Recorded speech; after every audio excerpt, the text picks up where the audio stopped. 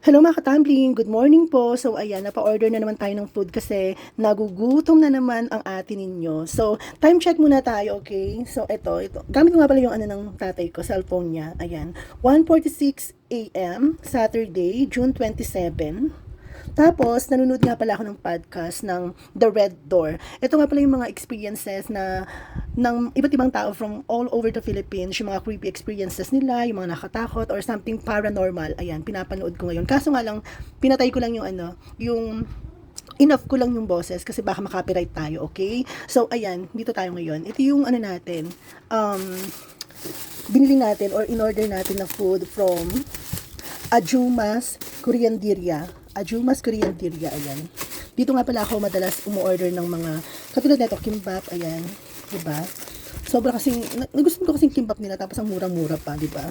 So, kung may nakakaalaman dyan na, na masarap na kimbap, i-recommend nyo sa akin. Pero ito talaga, meron akong in-order. Yan. Dalawang in-order ko. Actually, hindi ko naman mauubos to ngayon eh. So, ito, titingnan natin kung ilan yung mauubos natin dito. Pero ito, definitely, ilalagay natin to sa ref. Kakainin natin yan bukas, okay? Tapos, meron pa akong in-order na kimchi. Ayan, kimchi.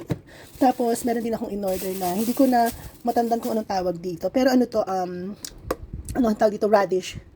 Yan, kulay yellow. Di ba kulay puti yun? Yung labanos, tama ba? Labanos ba yung tawag doon? So, ayun.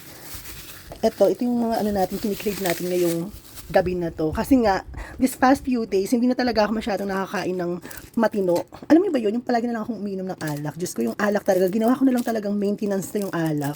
So, puro na lang akong alak ng alak. Kasi lagi rin akong ini-invite sa mga ano, Diyos ko, mga friends natin. Lagi akong ini-invite. So, ayun, lagi na lang ako napapainom. Kaya nga, ngayon hindi na ako iinom kasi lagi na lang ako nalalasing. So, magpapahinga muna ako sa alak. Kumbaga, magdi-day off muna tayo, okay? Anyway, bago nga pala natin simulan yung paglamon. Paglamon talaga, no? Meron nga pala akong binili dito na ano, ito, tawag dito, timbangan. Yan. Timbangan kasi ano siya, meron nga kaming challenge ng mga friendship ko, ng mga girlfriends ko. Actually, yung challenge na yon magpapapayat kami, magda-diet kami. And, eto, napabili talaga ako ng ng timbangan. Kasi, kailangan kong i-monitor yung weight ko. Kasi nga, di ba, kailangan pumayat tayo. Tapos, meron nga palang challenge dun sa ano namin, sa pagpapapayat namin. Kailangan, pumayat kami or makapagbawas kami ng timbang at least 10% or 20% ng current na timbang namin ngayon. So, ayun. Nung nagtimbang nga pala ako, alam niyo ba kung gaano ako bigat?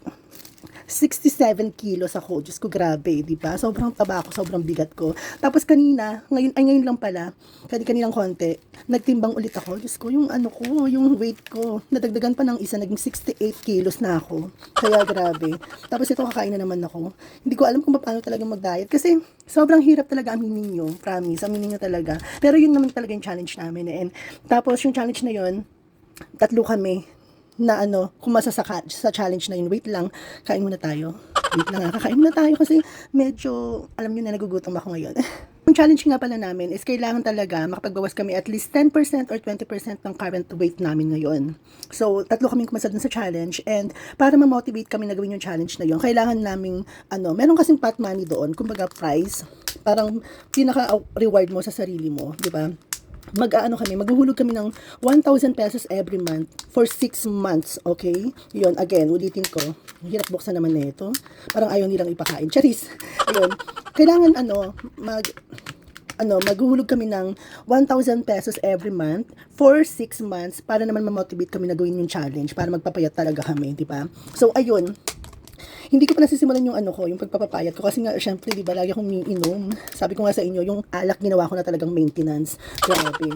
Tapos kain pa ako ng kain kasi nga lagi ako nagugutom. So ayun, ang taba-taba ko talaga. Kaya wala tayong jowa, charis. So ayun, kain muna tayo ulit. Hindi, mamaya. So ayun, yung challenge namin, kailangan namin maghulog ng 1,000 pesos every month sa loob ng 6 months. Tapos yung result nun, malalaman namin sa November kasi nag-start yung challenge namin nung June. Actually, nung June 1st. Tapos, ngayon hindi pa ako mag-end of June na ngayon, di ba? Hindi pa ako nakapag-start ng challenge kung hindi pa ako nakapag-diet. Tapos, yung pot money na taga 1,000 pesos, tatlo kasi kami doon, di ba? Tatlo kami kumasa sa challenge. Pag naipon yun, magiging 18,000 pesos. So, kung sino yung mananalo sa challenge, siya yung makaka-receive ng 18,000 pesos. Ayun yung pang-motivate sa amin para gawin namin yung challenge namin. So, wait lang, kain muna tayo ulit.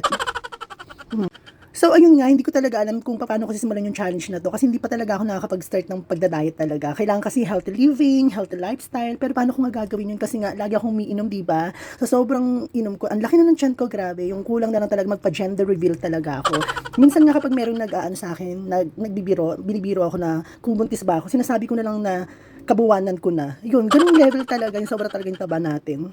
Tapos yun pala, kapag nag-diet kami, kailangan pala meron kasi kaming rule. May mga rules pala kami na dapat sundin. Kailangan hindi kami gagamit ng mga, anong tawag doon? Pwede naman gumamit ng mga vitamins or mga supplement or mga pampapayat. Pero wag lang gagamit ng mga, alam niyo na yung mga pinakailangan na gamitan ng medication or ng drugs. Yung, alam niyo na yung ibig kong sabihin, di ba? Kasi nauuso ngayon yung Tirzepatide, at saka yung Ozempic, at saka yung, ano pa ba kasi, Monjaro, yun.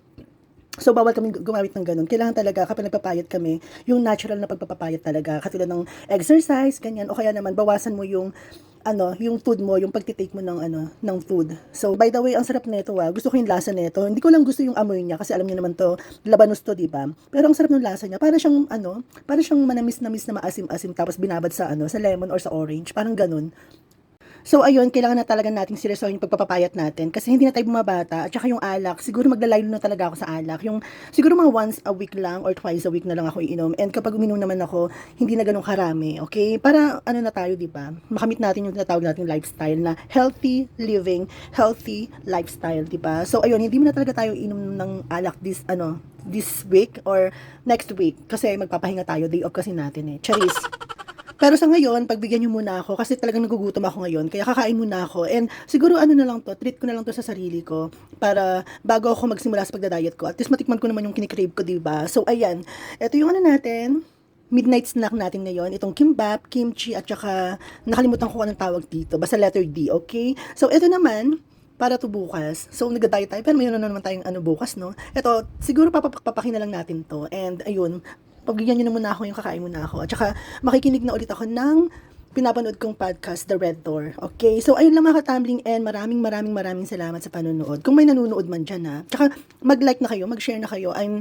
Pwede naman i-post nyo rin, no? Okay? Tapos, na rin kayo, follow na rin kayo. Pero kung ayaw nyo mag-follow sa akin, edi wag, bakit ba? Charis! So, ayun lang mga katambling and see you in the next video. Bye-bye!